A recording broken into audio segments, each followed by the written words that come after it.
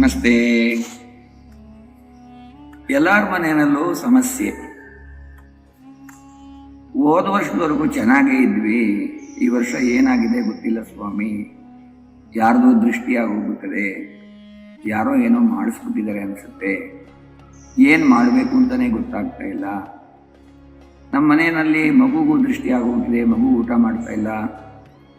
ಇನ್ನು ಕೆಲವು ಮನೆಯಲ್ಲೇ ಸ್ವಾಮಿ 7ನೇ ಕ್ಲಾಸ್ವರೆಗೂ ಚೆನ್ನಾಗೇ ಓದ್ತಾ ಇದ್ದ, ಈಗ 8ನೇ ಕ್ಲಾಸಿಂದ ಓದ್ತಾನೆ ಇಲ್ಲ, ಕ್ಲಾಸ್ಗೆ ಫಸ್ಟ್ ಬರ್ತಾ ಇದ್ದ, ಈಗ ಏನಾಗಿದೆ ಮಂಕಾಗಿ ಕೂತ್ಕೊಂಡ್ಬಿಟ್ಟಿದ್ದಾನೆ, ಏನೋ ಆಗೋಗ್ಬಿಟ್ಟಿದೆ ಸ್ವಾಮಿ ಅವನಿಗೆ. ನಮ್ಮ ಮನೆಯವ್ರಿಗೂ ಕೆಲಸದ್ದು ಹಾಗೇನೆ, ಈಗ ಯಾವ ಕೆಲಸನೂ ನಡೀತಾ ಇಲ್ಲ. ಈ ಥರ ಎಲ್ಲ ತುಂಬ ಸಮಸ್ಯೆಗಳನ್ನು ಹಲವಾರು ಕಡೆ ನಾವು ಕೇಳಿಸ್ಕೊತೀವಿ, ನೋಡ್ತಾ ಇದ್ದೀವಿ. ಸೂರ್ಯೋದಯ ಆಗಿದೆ, ನಮ್ಮ ಮನೆಗೆ ಬೆಳಕು ಬರಬೇಕು, ಏನು ಮಾಡಬೇಕು? ಕಿಟಕಿ ಬಾಗಿಲನ್ನ ತೆಗಿಬೇಕು, ತೆಗೆದ್ರೆ ಮನೆ ಒಳಗಡೆ ಬೆಳಕು ಬರುತ್ತೆ. ಇಲ್ಲದೇ ಇದ್ದರೆ ಪ್ರಪಂಚಕ್ಕೆಲ್ಲ ಬೆಳಕಾಗಿರುತ್ತೆ, ನಮ್ಮ ಮನೆಗೆ ಮಾತ್ರ ಬೆಳಕಾಗಿರೋದಿಲ್ಲ. ನಮ್ಮ ಕಷ್ಟ ಸಂಕಷ್ಟ ಹೇಳ್ಕೊಳಕ್ಕಾಗದೇ ಇರೋವಂಥದ್ದು, ಅದು ಮಕ್ಕಳು ಉದ್ಯೋಗ ಇರ್ಬೋದು, ವಿದ್ಯೆ ಇರ್ಬೋದು, ಆರೋಗ್ಯ ಇರ್ಬೋದು, ಮದುವೆ ಇರ್ಬೋದು, ಎಲ್ಲ ರೀತಿಯ ಕಷ್ಟಗಳು ಅವ್ಯಕ್ತವಾಗಿ ಇದರೊಳಗಡೆ ತುಂಬಿಸ್ಕೊಂಡ್ಬಿಟ್ಟಿದ್ದೀವಿ.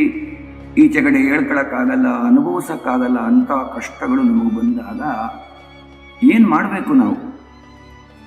ಎಲ್ಲೈತೆ ಪರಿಹಾರ ಅಂದರೆ, ತಾಯಿ ಜಗನ್ಮಾತೆ ಒಂದು ಅಭಯವಾಣಿನ ಹೇಳ್ತಾಳೆ. ಸರ್ವ ಬಾಧಾಸು ಘೋರಾಸು ವೇದನಾಭ್ಯರ್ಥಿತೋಪಿ ವಾ ಸ್ಮರನ್ಮಮೇತಚ್ಚರಿತಂ ನರೋ ಮುಚ್ಚೇತ ಸಂಕಟಾತ್. ಇಡೀ ಪ್ರಪಂಚಕ್ಕೆ ಕಷ್ಟ ಸಂಕಟಗಳು ಬಂದಾಗ ನನ್ನ ಚರಿತ್ರೆಯನ್ನು ಸ್ಮರಣೆ ಮಾಡಿದರೆ, ಪಾರಾಯಣ ಮಾಡಿದರೆ ನರೋ ಮುಚ್ಚೇತ ಸಂಕಟಾತ್. ಅದಕ್ಕೆ ಹಿಂದಿನ ಕಾಲದಲ್ಲಿ ರಾಜ ಮಹಾರಾಜರೆಲ್ಲ ಊರಿಗೆ ಕಷ್ಟ ಅಂದಾಗ ಚಂಡಿ ಹೋಮನ, ಚಂಡಿಕಾ ಪಾರಾಯಣನ, ಸಹಸ್ರ ಚಂಡಿಕಾ ಯಾಗಗಳನ್ನೆಲ್ಲ ಮಾಡ್ತಾ ಇದ್ರು. ಋಷಿ ಮುನಿಗಳು ಹೇಳಿದ್ದಲ್ಲ, ತಾಯಿ ಕೊಟ್ಟಿರುವಂಥ ಭಯ. ಸರ್ವ ಬಾಧ ವಿನಿರ್ಮುಕ್ತೋ ಧನ ಧಾನ್ಯ ಸುತಾನ್ವಿತ ಮನುಷ್ಯೋ ಮತ್ಪ್ರಸಾದೇನ ಭವಿಷ್ಯತಿ ನ ಸಂಶಯ. ನಿಸ್ಸಂದೇಹವಾಗಿಯೂ ಚಂಡಿಕಾ ಪಾರಾಯಣದಿಂದ ಎಲ್ಲ ರೀತಿಯ ಕಷ್ಟಗಳನ್ನು ನಾನು ಪರಿಹಾರ ಮಾಡಿಕೊಡ್ತೀನಿ ಅಂತೇಳಿ ಅಮ್ಮನವರ ಭಯ ಕೊಡ್ತಾ ಇದ್ದಾರೆ. ತಥಾ ಆರೋಗ್ಯಂ ಪ್ರಯಚ್ಛತಿ, ಆರೋಗ್ಯವನ್ನು ಕೊಡ್ತಾಳಂತೆ. ಗ್ರಹ ಪೀಡಾಸು, ಯಾವುದೇ ರೀತಿಯಾದಂತಹ ಗ್ರಹಚಾರ ದೋಷ ಇರ್ಬೋದು, ಕೃತ್ರಿಮ ದೋಷ ಇರ್ಬೋದು, ಎಂಥದ್ದೇ ದೋಷಗಳಿರಲಿ, ನಾವು ಒಂದೊಂದು ಹೋಮನ ಮಾಡಿದ್ರೆ ಒಂದೊಂದು ಫಲಗಳು ಸಿಗುತ್ತೆ. ಆದರೆ ನಮಸ್ಕಾರ ಪ್ರಿಯೋ ಭಾನು, ಸೂರ್ಯನಿಗೆ ನಮಸ್ಕಾರ, ಈಶ್ವರನಿಗೆ ಅಭಿಷೇಕ, ಮಹಾವಿಷ್ಣುವಿಗೆ ಅಲಂಕಾರ, ಗಣಪತಿಗೆ ನೈವೇದ್ಯ ಇದ್ದಂಗೆ ಸ್ತೋತ್ರ ಪ್ರಿಯ ಅಮ್ಮನವ್ರನ್ನ ನಾವು ಸ್ತೋತ್ರ ಮಾಡ್ತು ಅಂತಂದರೆ, ಅವಳ ದೇವಿ ಮಹಾತ್ಮೆಯನ ಚಂಡಿಕಾ ಪಾರಾಯಣನ ನಾವು ಮಾಡ್ತು ಅಂತಂದರೆ ನಮ್ಮ ಎಲ್ಲ ಕಷ್ಟಗಳನ್ನು ತಾಯಿ ಪರಿಹಾರ ಮಾಡಿಕೊಡ್ತಾಳೆ.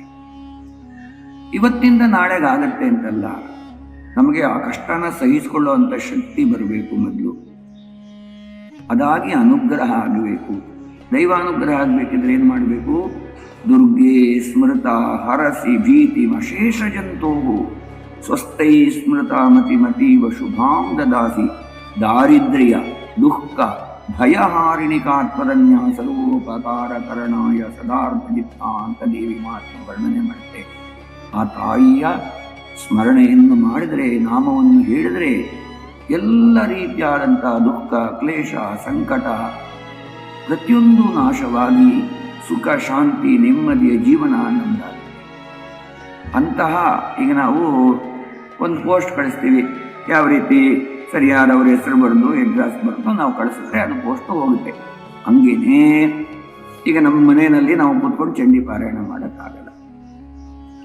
ಎಲ್ಲ ಒಂದು ಕಡೆ ಮಾಡ್ತಾರೆ ಅಂತಂದರೆ ನಮ್ಮ ಹೆಸರಲ್ಲಿ ಸಂಕಲ್ಪ ಮಾಡಿ ಆ ಪಾರಾಯಣ ಮಾಡ್ತು ಅಂತಂದರೆ ಅದರ ಫಲ ಅನ್ನೋದು ನಮಗೆ ಬರುತ್ತೆ.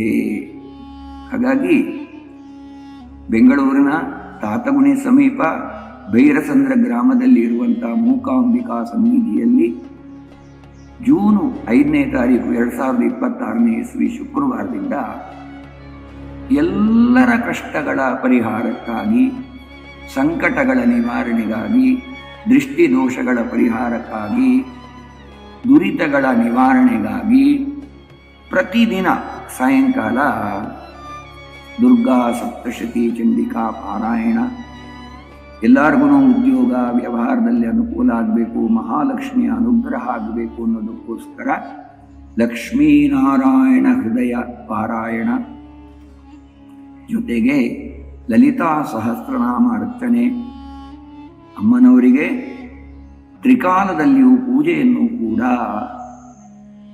ತಮ್ಮ ಹೆಸರಿನಲ್ಲಿ ಸಂಕಲ್ಪ ಮಾಡಿ ಪ್ರತಿದಿನ ಬೆಳಿಗ್ಗೆ ಸಂಕಲ್ಪ ಆಗುತ್ತೆ, ಬೆಳಗಿನ ಪೂಜೆ ಆಗುತ್ತೆ, ಮಧ್ಯಾಹ್ನ ಪೂಜೆ ಆಗುತ್ತೆ, ಸಾಯಂಕಾಲ ಆ ಪಾರಾಯಣಗಳೆಲ್ಲ ಆಗಿ ಅದನ್ನು ಒಂದು ಕುಂಕುಮಕ್ಕೆ ಮತ್ತು ಅರಿಶಿಣಕ್ಕೆ ಅಭಿಮಂತ್ರಣ ಮಾಡ್ತೀವಿ.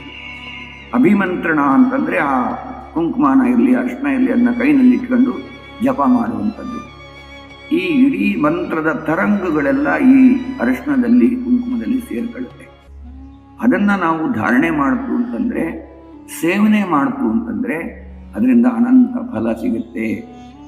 ನಾನು ಮೊನ್ನೆ ಅಂತಂದರೆ ಈ ಒಂದು 6 ತಿಂಗಳ ಹಿಂದೆ ಇರಬೇಕು, ಒಬ್ಬರು ಡಾಕ್ಟ್ರ್ ಮಗುನೇ ಏನು ಮಾಡಿದ್ರು, ಹುಟ್ಟಿರೋ ಮಗು ಇನ್ನು 2 ದಿನದ ಮಗು 15 ದಿನ ಆದ್ರೂ ಹಾಲು ಕುಡಿತಾ ಇಲ್ಲ.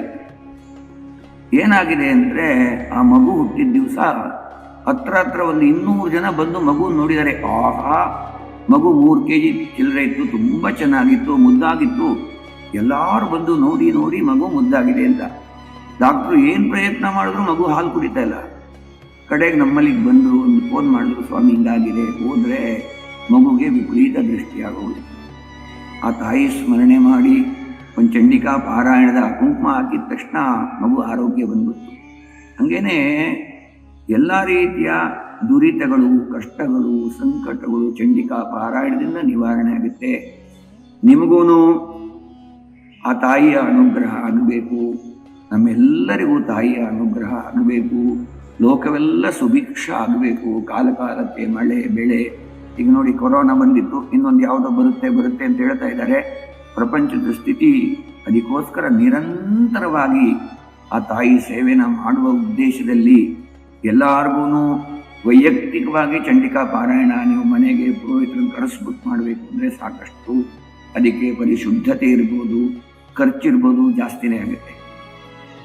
ಯತ್ರೈತತ್ ಪಠ್ಯತೆ ಸಮ್ಯಕ್ ನಿತ್ಯಮಾಯತನೆ ಮಮ, ಎಲ್ಲಿ ಸರಿಯಾದ ರೀತಿಯಲ್ಲಿ ಚಂಡಿಕಾ ಪಾರಾಯಣ ಆಗುತ್ತೋ ಅಲ್ಲಿ ಸಾನ್ನಿಧ್ಯಂ ತತ್ರ ಮೇ ಸ್ಥಿತಂ, ತಾಯಿಯ ಸಾನ್ನಿಧ್ಯ ಆಗುತ್ತೆ, ಅನುಗ್ರಹ ಆಗುತ್ತೆ. ಹಾಗಾಗಿ ಈ ವಿಡಿಯೋದಲ್ಲಿ ಕಾಣಿಸುವಂತಹ ಮೊಬೈಲ್ ನಂಬರಿಗೆ ನಿಮ್ಮದು ಗೋತ್ರ, ನಕ್ಷತ್ರ, ಹೆಸರು, ವಿಳಾಸ ಇಷ್ಟನ್ನು ಕಳಿಸ್ಕೊಟ್ಟು ಸೇವೆ ಮಾಡಿಸ್ತು ಅಂತಂದರೆ ನಾವು ಪ್ರತಿದಿನ ಇಲ್ಲಿ ಸಂಕಲ್ಪ ಮಾಡ್ತೀವಿ, ನಿಮ್ಮ ಹೆಸರಲ್ಲಿ ಪಾರಾಯಣ ಆಗುತ್ತೆ. ಆ ಅರಿಶಿಣ ಕುಂಕುಮ ಏನಿದೆ ಜಪ ಮಾಡಿರೋಂಥದ್ದನ್ನ ಅದನ್ನ 1 ವಾರದ ನಂತರ ನಿಮಗೆ ಪೋಸ್ಟ್ ಮುಖಾಂತರ ಇಲ್ಲ ಕೊರಿಯರ್ ಮುಖಾಂತರ ಅದನ್ನ ಪ್ರಸಾದ ಕೂಡ ಕಳಿಸ್ಕೊಡ್ತೀವಿ. ಅಥವಾ ನೀವೇ ನೇರವಾಗಿ ಬಂದು ಆ ಪ್ರಸಾದನ ಸ್ವೀಕಾರ ಮಾಡ್ಬೋದು. ಪಾರಾಯಣನ ಕೇಳಿದ್ರೆ ಶ್ರುತಂ ಹರತಿ ಪಾಪಾನಿ ತಥಾ ಆರೋಗ್ಯಂ ಪ್ರಯಚ್ಛತಿ, ಆರೋಗ್ಯ ಭಾಗ್ಯ ಎಲ್ಲ ಸಿಗುತ್ತೆ. ಇದನ್ನ ಈ ವಿಡಿಯೋನ ಎಲ್ಲರಿಗೂ ಶೇರ್ ಮಾಡಿ, ಎಲ್ಲರಿಗೂ ಆ ತಾಯಿಯ ಅನುಗ್ರಹದಿಂದ ಸುಖ, ಶಾಂತಿ, ನೆಮ್ಮದಿಯ ಜೀವನವನ್ನು ಮಾಡುವಂಥ ಯೋಗ ಭಾಗ್ಯನ ಕೊಟ್ಟು ಕಾಪಾಡಲಿ ಅಂತೇಳಿ ಪ್ರಾರ್ಥನೆ ಮಾಡ್ತೀವಿ. ನಮಸ್ತೆ.